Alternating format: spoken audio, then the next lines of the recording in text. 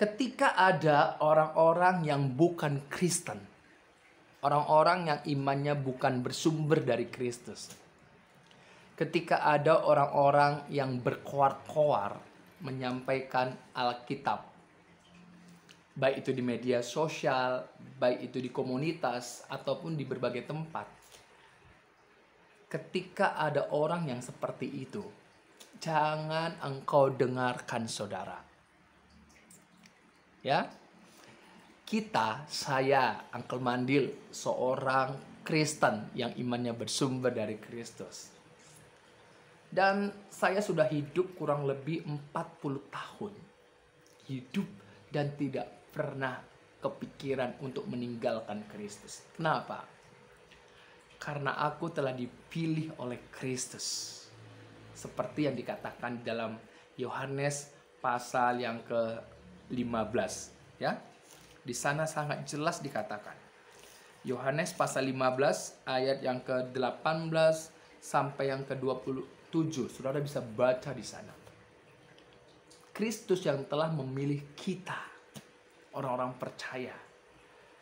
Karena Kristus yang telah memilih dan engkau percaya menerima pilihan dari Kristus, maka dalam hidupmu, dalam hatimu ada firman Tuhan. Firman itu yang akan memunculkan imanmu, yang mengarah kepada Kristus hingga kedatangannya kedua kalinya menjemput saudara, membangkitkan kita dari antara orang mati.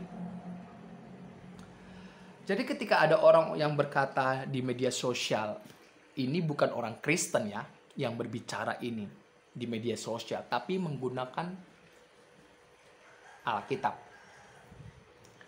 Jangan engkau beri telingamu, ruang hatimu bagi anak-anak iblis yang telah dipakai oleh iblis. Ingat, komunikasi dengan iblis, komunikasi dengan dunia, komunikasi dengan orang-orang yang tidak percaya Yesus Kristus mengenai firman Tuhan, saudara, itu hanya bagaikan jerat dalam hidupmu. Makanya yang harus kita lakukan adalah apa?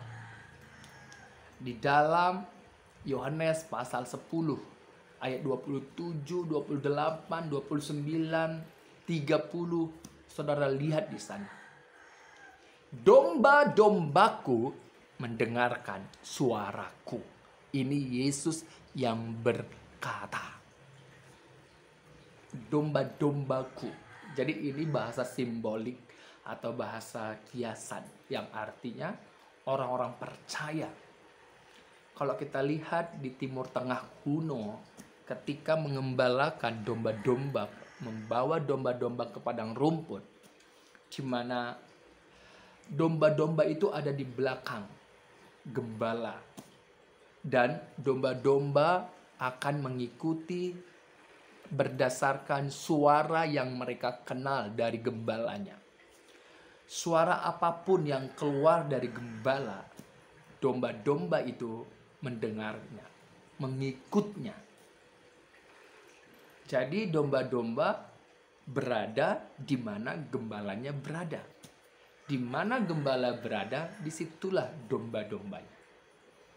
Begitu juga, ya, analogi yang dipakai, simbolik, figuratif, bahasa kiasan yang dipakai oleh Yesus supaya kita bisa memahami maknanya. Kalau di tempat kita ini kan, domba-domba biasanya di depan gembala, terbalik. Tapi kalau Timur Tengah sana, beda. Beda sekali.